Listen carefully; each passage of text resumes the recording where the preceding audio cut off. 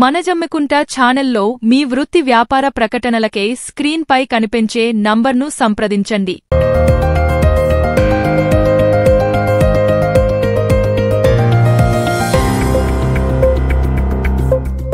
మనజమ్మికుంట మన లోకల్ న్యూస్కు స్వాగతం. తాజా వార్తల కోసం ఈ ఛానల్ను సబ్స్క్రైబ్ చేసుకుని బెల్ ఐకాన్ నొక్కండి. కాబట్టి ఆ రోజు ఎందుకు నన్ను అరెస్ట్ చేసిండ్రు?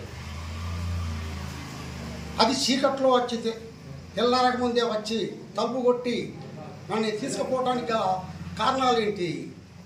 ఆ కేసులలో ఎప్పుడో 2001 నుంచి 2000 నుంచి ఆ కేసులు ఉన్నప్పటికీ అప్పుడే అర్జెంటుగా తీసుకుపోవాల్సిన, ఎవరికి తెలియకుండా తీసుకుపోవాల్సిన, రహస్యంగా తీసుకుపోవాల్సిన అవసరం ఈ ప్రభుత్వానికి ఎందుకు ఏర్పడ్డది? ఈ పోలీసులకు ఎందుకు ఏర్పడ్డది? ఎందుకు ఏర్పడ్డది అంటే అంతకు అంటే ఓ 2 రోజుల ముందు కరీంనగర్ జిల్లాలో ఒక్కరోజు మంది 2 రోజుల ముందు మావోయిస్టు నాయకుడు గత 14-15 సంవత్సరాలుగా అమిత్ బాక్షి అని సెంట్రల్ కమిటీ నాయకుడు జైళ్లలో ఉంటుండు. ఆయనకు తెలంగాణ పట్టణాల గురించి తెలవకపోయినప్పటికీ కూడా అనేక కేసులు పెట్టి బెయిలివ్వకుండా ఏళ్ల తరబడి జైల్లోనే మగ్గిస్తుండ్రు. అట్లా అన్ని కేసులు అయిపోయి ఒక కేసులో మాత్రం ఇంకా జైల్లో ఉంటుండు. కాబట్టి దానికి కూడా బెయిల్ దొరికింది. బెయిల్ దొరికితే నేను షూరిటీ పడ్డా. చట్టబద్ధంగానే కోర్టు బెయిల్ ఇచ్చింది. చట్టబద్ధంగానే నేను షూరిటీలు ఇచ్చిన, నాతో పాటుగా ఇంకో కూడా ఇచ్చిండు. మరి చట్టబద్ధంగానే కోర్టు బెయిల్ ఇచ్చినప్పుడు, చట్టబద్ధంగానే నా షూరిటీలను కూడా ఆ కోర్టు వాళ్ళది ఆమోదించినప్పుడు నన్ను అరెస్ట్ చేయాల్సిన పని లేదు కదా. దిగిపోయడానికి కూడా నాకు అవకాశం ఇవ్వకుండా నన్ను అర్జెంటుగా బట్టలు వేసుకో, నేను పోలీసులం నిన్ను తీసుకుపోతున్నామని తీసుకుపోయిలు. ఇక్కడనే గారాపి ఇంటి ముంగట్నే. ఇక్కడ నుండి ఇది మా పక్క పట్టుదే నా ఇల్లు జమ్మికుంటా. అట్లా పోయిన నెల సంవత్సరం 7వ నెల 8వ తారీఖు పొద్దున 5 గంటలకు తలుపు కొట్టి తలుపు తీయంగానే వచ్చి లోపలికి వచ్చి మేము పోలీసులు నిన్ను తీసుకుపోతున్నాము. ఎక్కడి పోలీసులు ఏంటిదని కూడా ఏం చెప్పలేదు. నువ్వు డ్రెస్ వేసుకోమన్నారు. నేను దొడ్డికి పోతున్నా అన్న అవకాశం ఇవ్వలేదు. బట్టలు వేసుకున్నావు, వీళ్ళకి చెప్పి వెళ్ళిపోయాను. ఎక్కడ తీసుకెళ్ళాయా? చక్కగా రామకృష్ణాపురం ఆర్కే 1A బావి మీదికి తీసుకెళ్ళారు. అది మూతపడ్డ బావి. పక్క పొంటి అన్ని చెట్లు గిట్లు అవన్నీ ఉంటాయి. దూరాచి చూసిన వాళ్ళకు ఆడ బావి ఉన్నట్టుగా కూడా అర్థం కాదు, ఏదో జంగల్ అన్నట్టుగా అర్థమవుతా ఉంటుంది.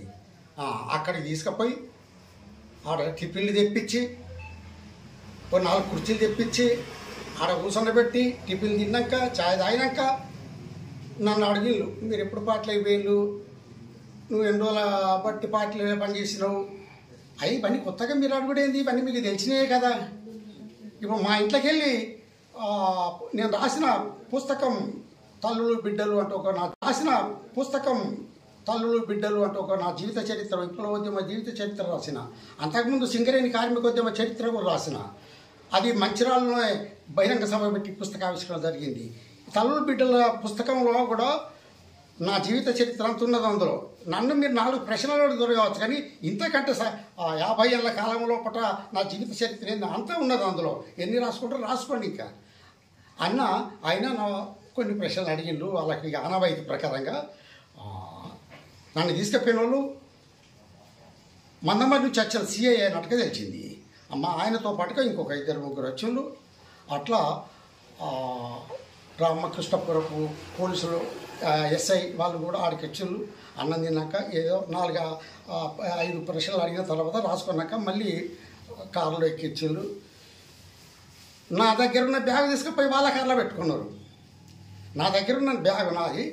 బయట పోయి కూర్చున్నాక ఆ టైంలో నా దగ్గర ఉన్న చేతి బ్యాగ్ తీసుకుపోయి అలా డ్రెస్ పెట్టుకుని పోయినాయి. నువ్వు ఇంకొక డ్రెస్ తీసుకొచ్చుకోమని చెప్పిండు. ఇక డ్రెస్, లుంగి, ఇవి టూత్ పేస్ట్ ఇట్లా పట్టుకొని పోయినా.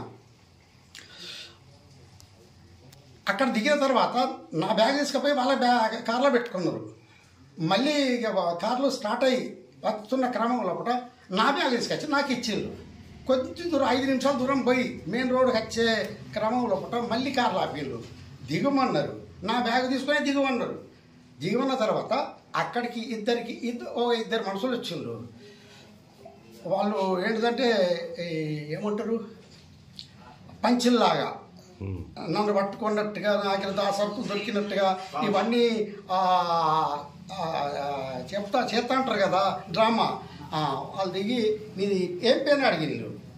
నా పేరు మీకెందుకు చెప్పాలి, అయినా వీళ్ళు నా కోసమే తీసుకొచ్చేయాలి కదా, నా పేరేంది నా ఊరేంది నీకు చెప్పలేదా? లేదు చెప్పు ఏం పేరు అన్నాడు. ఇక వీళ్ళతో నాకేం గొడవ, నా పేరు చెప్పినా. అట్లాగే నీ బ్యాగులు ఏమున్నాయి అన్నారు. నా బ్యాగులు ఏమున్నాయో డ్రెస్సులు ఉన్నాయి. లేదు చూపించు అన్నాడు. నేను ఇక అడుగుతున్న వాళ్ళ పద్ధతి ఆనవాయితీగా కాబట్టి బ్యాగు చెప్పు తీసి చూపించేసరికి నాకు తెలవకుండానే వాళ్ళు పెట్టిన కొన్ని పోస్టర్లు, వాల్ పోస్టర్లు, కరపత్రాలు వాళ్ళు ఉన్నాయి. నాకు అప్పటికి కూడా ఇలా ఏ పోస్టర్లు ఏ కరపత్రాలు నాకు తెలియదు, అడిగటానికి కూడా తెలియదు. అంతే. ఇక సరే మంచిది అంటూ నా బ్యాగులో పోస్టర్లు, కరపత్రాలు దొరికినట్టుగా వాళ్ళు సాక్ష్యం అట్లా తీసుకొని ఆ తర్వాత పోలీస్ స్టేషన్ తీసుకెళ్ళాను, ఈ రామకృష్ణపురం పోలీస్ స్టేషన్కు.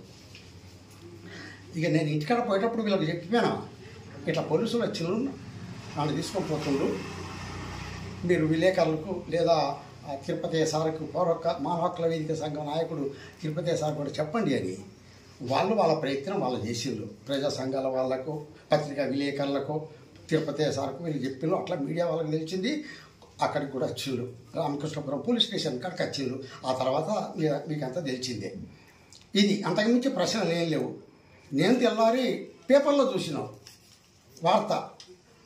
అక్కడ పేపర్లో వచ్చింది ఏంటిది, ఈ మావోయిస్టును సింగరేణిలో తిరిగి ఆర్గేషన్ పునరుద్ధరించే ప్రయత్నంలో తిరుగుతాండు, పోలీసులను చూడంగానే పరిగెట్టిపోతుంటా అంటే మేము నాటకీయంగా పట్టుకున్నాం, గొప్ప పని చేసినాం అన్నట్టుగా ప్రజల్ని అబద్ధాలతోనైనా అతికేతట్టు లేకుండా నమ్మించడానికి ప్రయత్నం చేస్తూ పేపర్లలో వార్త వచ్చింది. తాజా వార్తల కోసం ఈ ఛానల్ను సబ్స్క్రైబ్ చేసుకుని బెల్ ఐకాన్ నొక్కండి. ఖమ్మం 4 రోజులు ఆదిలాబాద్ జైల్లో, 6 నెలలు ఖమ్మం జైల్లో, 3 నెలలు చెంచల్గూడ జైల్లో మధ్య నిన్ననే పొద్దున ఈ టైంలో వరకల్లా బయట నుంచి వచ్చిన ఇంటికి చేరుకున్న ఇప్పుడే. నుండి మీ జీవితం మళ్ళీ ఎలా గడపబోతున్నారు మీరు? 2013 మే చివరి నుంచి జైలు నుంచి విడుదలై నా జమ్మికుంటలో మా సొంత ఇంట్లో ఉన్న మొన్నటి 9 నెలల క్రితం అరెస్ట్ అయ్యే నాటికి ఉంటూ ప్రజల మనిషిగా ప్రజా సంఘాల మీటింగుల కాడికి కూడా అప్పుడప్పుడు పోయేవాడిని. నాకు అర్థమైన విషయాలను, నా జీవిత చరిత్రను బుక్కులలో నేను రాసిన, అదంతా ప్రజలకందరికీ తెలుసు, పాలకులకు తెలుసు. మరి రేపేం చేయబోతున్నా, అరెస్టు వరకు నేను ఎట్లయితే నా ఇంట్లో ఉంటూ ఒక ప్రజాస్వామికవాదిగా జీవించున్నా, 2013 జూన్ నుంచి ఇప్పుడు నెక్స్ట్ కూడా అలాగే నా జీవితం కొనసాగుతుంది ప్రజాస్వామికవాదిగా జమ్మికుంటలే. ఇక ఇప్పుడు మంచిర్యాల కోర్టుకు పోవాలి, హన్మకొండ కోర్టుకు పోవాలి, సిద్దిపేట కోర్టుకు పోవాలి, రామకృష్ణపురం పోలీస్ స్టేషన్కు ప్రతి సోమవారం పోయి సిగ్నేచర్ పెట్టి రావాలి. అంటే నెల లోపల 4 దిక్కుల 5 దిక్కుల తిరుగుతూ ఉండాలి, మళ్ళీ వచ్చి ఇంటికాడ ఉండాలి. ఇది కొనసాగాల్సిన జీవితం.